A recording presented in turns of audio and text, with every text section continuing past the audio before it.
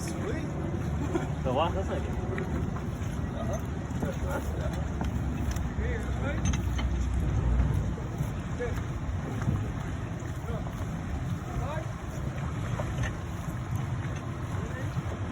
Luka mo po yung nagkatulungan. That's a regular little rope. It's a nice boat, though. Yeah.